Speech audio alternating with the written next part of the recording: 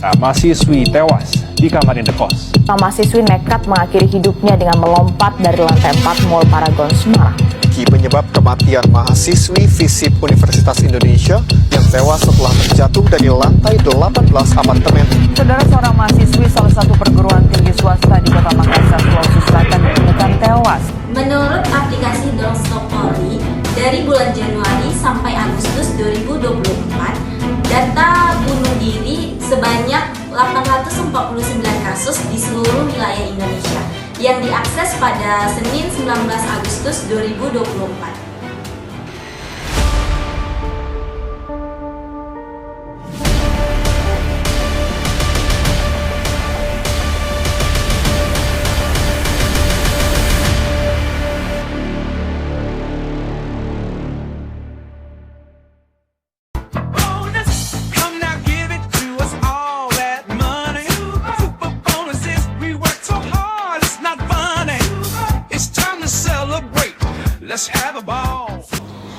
Assalamualaikum warahmatullahi wabarakatuh. Hai guys, selamat datang di acara talk show kita pada hari ini. Perkenalkan, nama saya Nindi Siftia Putri dengan NIM 24011054. Pada kesempatan kali ini, saya dan rekan-rekan mahasiswa psikologi akan membahas topik mengenai stres, depresi, dan bunuh diri, di mana topik ini masih banyak di kalangan masyarakat yang belum mengetahui arti bahkan gejala dari stres dan depresi tersebut sehingga dapat memicu terjadinya bunuh diri tersebut. Nah, sebelum kita memasuki materi, saya ingin teman-teman memperkenalkan dirinya terlebih dahulu. Baik semuanya, perkenalkan saya Katrina Esmeralda dengan NIM 24011264. Perkenalkan, saya Maisandra Cahaya Putri dengan NIM 24011185. Saya Novianti Dewi Putra Sibuan dengan NIM 24011055. Dan saya Wenila Putri dengan NIM 24011166. Nah, pada acara kita pagi hari ini, kita akan membahas mengenai bagaimana kita dapat memahami masalah ini, bagaimana cara mengatasi, dan apa penyebab utama seseorang melakukan bunuh diri tersebut. Nah, menurut rekan-rekan, sebenarnya pengertian stres itu apa sih? Nah, pengertian stres menurut Lazarus dan Folkman tahun 1984, stres adalah keadaan internal yang diakibatkan oleh tuntutan fisik dari tubuh. Nah, kemudian dari kondisi lingkungan dan sosial yang dinilai berpotensi membahayakan dan dapat tidak terkendali melebihi kemampuan individu untuk melakukan coping. Kalau itu tadi menurut apa tadi? Menurut Lazarus dan Folkman 1984. Kalau menurut Karen Harney ya, stres itu tuh adalah hasil dari konflik hubungan interpersonal dan hubungan dasar kita itu tidak terpenuhi gitu kan. Terutamanya kebutuhan akan rasa aman kita dan penerimaan gitu. Oh, jadi seperti itu.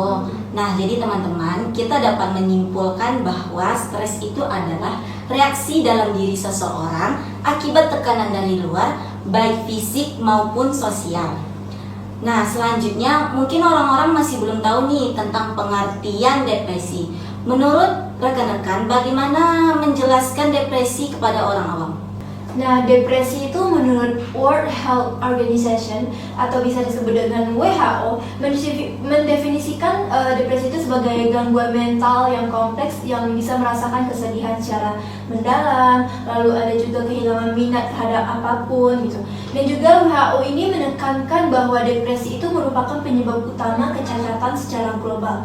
Kecacatan di sini maksudnya adalah tidak sempurna dalam hidupnya gitu, dan dapat memengaruhi orang tersebut dari segala usia.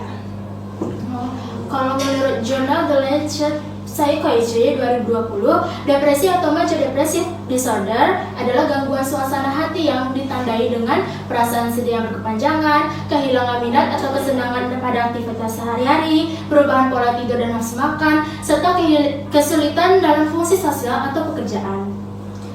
Nah, teman-teman, pada penjelasan tadi kita dapat menyimpulkan bahwa depresi adalah gangguan suasana hati dengan perasaan sedih berkepanjangan sehingga kehilangan minat dan gangguan aktivitas lainnya selama minimal 2 minggu. terkait topik kita hari ini kan bunuh diri nih. Bagaimana rekan-rekan mendefinisikan bunuh diri dan apa saja penyebab utama seseorang melakukan bunuh diri tersebut? Menurut saya, sebelum kita mengetahui apa itu bunuh diri, kita perlu tahu nih, bunuh diri itu adalah masalah umum yang sering terjadi di dalam masyarakat. Bunuh diri dijadikan satu-satunya jalan keluar dari setiap permasalahan, baik bagi orang normal maupun bagi orang yang punya penyakit psikis. Nah, bunuh diri ini dilakukan seseorang ketika mereka merasa depresi, tidak mampu membenahi diri, dan menurunnya kemampuan diri atau dalam masa penyembuhan penyakit yang parah. Nah, menurut Humsona tahun 2004 mengemukakan bahwa bunuh diri itu adalah tindakan merusak diri sendiri yang berakibat kepada kematian. Nah, menurut Reber and Reber tahun 2010, definisi bunuh diri yaitu seseorang yang dengan niatan dan kesengajaan membunuh dirinya sendiri atau melakukan tindakan mengambil nyawa sendiri. Menurut Nurjana 2017 menjelaskan bunuh diri itu terjadi bukan tanpa alasan. Jadi alasan tersebutlah yang memicu stres dan depresi yang membuat seorang individu ini memiliki niatan untuk bunuh diri. Nah, kalau kita ambil datanya kan dari kompas.com, dalam jangka waktu 11 tahun terakhir ini, itu udah terdapat 2.112 kasus bunuh diri gitu kan. Nah, salah satu contohnya itu mahasiswa Malang yang melakukan aksi bunuh diri itu karena depresi, skripsinya nggak selesai-selesai gitu. Nah, kalau menurut kalian itu gimana yang aksi bunuh diri mahasiswa Malang? Nah, kalau menurut saya, kalau dipakaikan dengan pendekatan behaviorisme, itu tuh kasus bunuh diri itu dapat dianalisis menggunakan berfokus pada hubungan antara stimulus respon dan bagaimana lingkungan itu mengaruhi individu tersebut untuk memicu mereka untuk melakukan niatan bunuh diri tersebut. Nah, yang pertama itu ada pengaruh penguatan dari B.F. Skinner. Di situ dalam kasus tersebut dapat kita jelaskan bahwa mahasiswa itu mungkin mengalami penguatan negatif atau hukuman dari lingkungan akademiknya. Dia merasa ditekan gitu kan. Jadi dia merasa depresi dan karena tekanan itu dia ada niatan untuk melukai dirinya dan juga niatan untuk mengkoit dirinya. Kalau dalam teori Stoicism itu mengajarkan kita untuk menerima hal-hal yang tidak bisa kita kendalikan. Makanya konsep Stoicism itu memberikan pandangan yang berbeda. Dia menyuruh kita untuk menerima hal-hal yang bisa kita kendalikan seperti kegagalan atau kesulitan, dan fokus pada apa yang bisa kita kendalikan seperti sikap dan usaha kita. Mahasiswa yang depresi bisa belajar dari ajaran ini untuk melihat kegagalan sebagai bagian dari proses, bukan sebagai bagian akhir. Dengan menerima ketidakpastian dan mengendalikan reaksi terhadap situasi, mereka dapat mengurangi kecemasan dan merasa lebih tenang dalam menghadapi kesulitan. Nah, menurut kalau ditinjau dari teori sosial kognitif Albert Bandura yang menjelaskan konsep self-efficacy, di mana self-efficacy ini tuh kemampuan seseorang untuk menghadapi situasi sulit. Nah, dari kasus mahasiswa Malang tadi itu kita dapat menyimpulkan bahwa mahasiswa itu tuh memiliki self-efficacy yang rendah. Dia cenderung merasa tidak mampu untuk menghadapi situasi sulit, merasa gagal dalam perkuliahannya karena skripsinya tidak selesai-selesai. Nah, selain itu tuh juga ada fenomena yang bernama fenomena vicarious reinforcement, di mana dia itu meniru orang lain atau si individu ini, mahasiswa ini melihat orang lain itu menghadapi suatu situasi sulit tanpa adanya solusi, sehingga dia meniru hal tersebut. Tapi kalau menurut Gestalt, bunuh diri itu kan muncul karena ia kehilangan makna keseluruhan hidupnya gitu kan. Ia tuh tidak mampu untuk melihat elemen-elemen kesadaran dirinya. Nah, sehingga merasa hubungannya dengan dunia, teman-teman, dan orang-orang lingkungannya itu merasa terputus gitu. Nah, dalam kasus mahasiswa Malang itu dapat kita lihat bahwa korban ini berawal dari depresi karena tidak bisa menyelesaikan skripsinya gitu kan. Nah, dan hal itu memicu dia tuh untuk terjebak dalam pemikiran yang sempit gitu sehingga dia melakukan aksi bunuh diri. Oh, jadi mahasiswa Malang itu tuh melakukan itu karena dia tidak sanggup menahan beban dari skripsi tersebut. Iya, dan dia juga merasakan kehilangan seperti yang saya bilang tadi dan juga Weni bilang tadi, dia merasakan tidak mampu untuk menyelesaikan skripsinya dan dia juga merasa merasakan kegagalan dari ketidakmampuannya itu. Jadi muncullah dia berniat untuk melakukan hal tersebut. Oh, jadi seperti itu. Nah, selain kasus bunuh diri tadi tuh, setiap ada kasus pasti dong ada pencegahannya. Nah, menurut teman-teman, gimana sih cara mencegah agar seseorang tidak langsung melakukan bunuh diri atau jangan sampai gitu mereka tuh melakukan bunuh diri tersebut? Untuk mencegah stres, depresi, dan bunuh diri dalam teori psikologi positif dengan fokus pada kekuatan pribadi, kebahagiaan, dan hubungan sosial, membangkitkan rasa bersyukur, optimisme, dan kebahagiaan melalui kegiatan yang menyenangkan, membantu meredakan stres. Dukungan sosial dari keluarga dan teman juga penting untuk mengurangi perasaan terisolasi dan memberikan rasa aman. Dengan pendekatan ini, individu dapat menciptakan kehidupan yang lebih positif dan bermakna, yang mengurangi risiko depresi dan bunuh diri.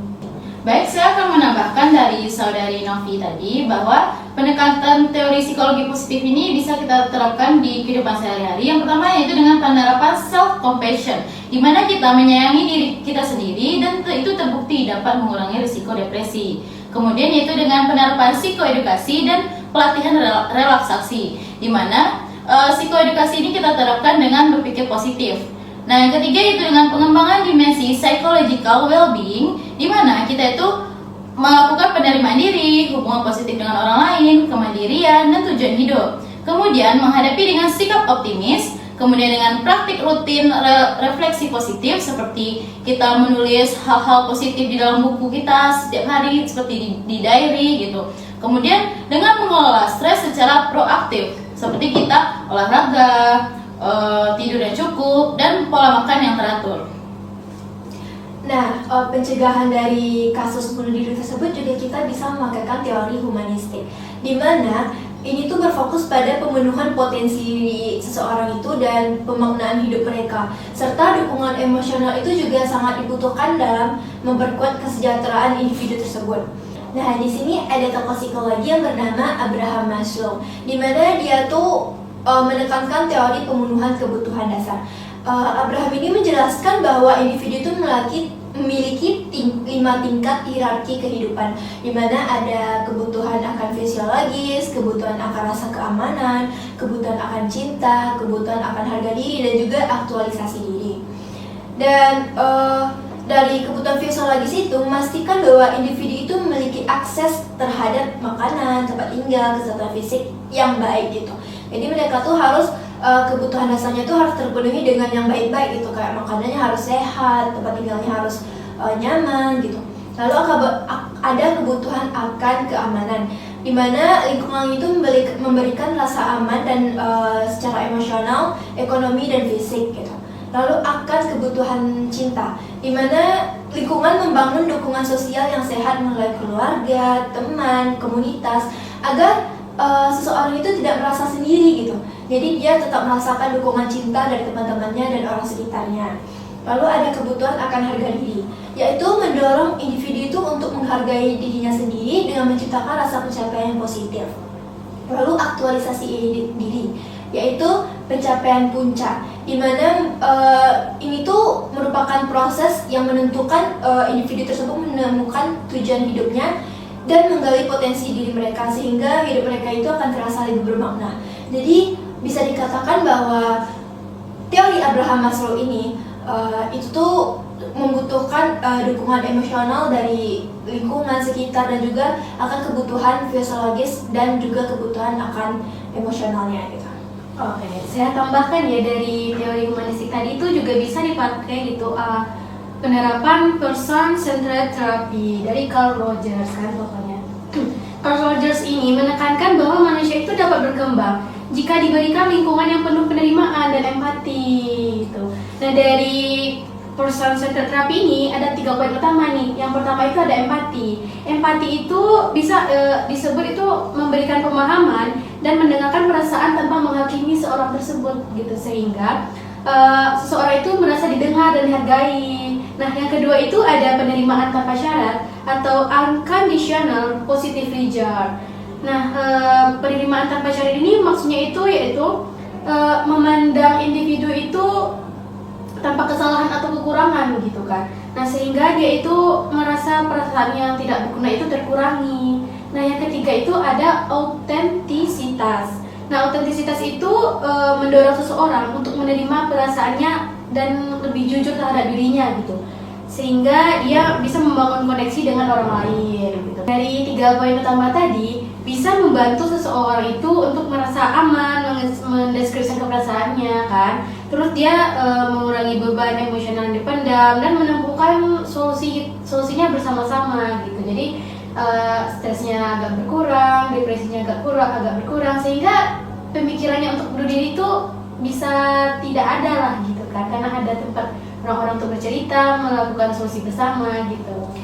Nah, dari yang sudah dijelaskan oleh saya dan Chandra tadi, dapat dijelaskan bahwa psikologi humanistik ini kan berfokus pada pemenuhan kebutuhan manusia, dan itu bisa menciptakan suasana yang penuh empati, penerimaan, dan harapan. Jadi individu itu dapat merasa lebih baik dan berharga dan termotivasi untuk menjalani kehidupannya. Oh, jadi seperti itu. Nah, kesimpulan dari talk show kita ini adalah bahwa stres yang tidak dikelola dengan baik akan berpotensi berkembang menjadi depresi yang merupakan kondisi serius yang mempengaruhi kesejahteraan mental seseorang, kualitas hidup, serta kesehatan fisik dan mental. Pencegahan yang dapat dilakukan yaitu dengan cara mengelola stres dengan efektif, dukungan sosial yang kuat, serta kesadaran akan tanda-tanda awalnya depresi. Sedangkan dalam konteks bunuh diri, seringkali tindakan tersebut terjadi karena perasaan putus asa dan kesepian. Oleh karena itu, upaya pencegahan sangat berpengaruh pada perhatian, pemahaman, dan dukungan dari keluarga, teman, serta masyarakat untuk menciptakan lingkungan yang aman dan mendukung bagi mereka yang berjuang dengan stres dan depresi tersebut. Jadi untuk mencegah yang namanya bunuh diri ini, itu tuh kalau jika tidak kita tinjau dari teori-teori psikologi, itu tuh bisa berasal dari diri sendiri dan lingkungan, begitu ya? Ya, sangat tepat sekali. Jadi juga teori-teori itu juga berguna ya di kehidupan kita gitu. Jadi kita bisa menerapkan dan memakainya dalam kehidupan kita, dan juga untuk menyejahterakan kita juga. Ya, betul sekali. Iya, sebenarnya seharusnya semua masyarakat harus tahu tentang tanda-tanda awalnya stres, depresi, karena kedua tersebut jika tidak diatasi akan menyebabkan tindakan bunuh diri. Nah, terima kasih kepada semua rekan-rekan yang telah berbagi pengetahuan dan pengalaman yang sangat berharga pada hari ini. Semoga diskusi ini bisa memberikan wawasan baru dan inspirasi bagi kita semua untuk selalu peduli terhadap kesehatan mental, baik bagi diri sendiri maupun orang lain. Sampai jumpa di acara berikutnya, dan semoga kita selalu diberikan kekuatan untuk terus maju. Wassalamualaikum warahmatullahi wabarakatuh.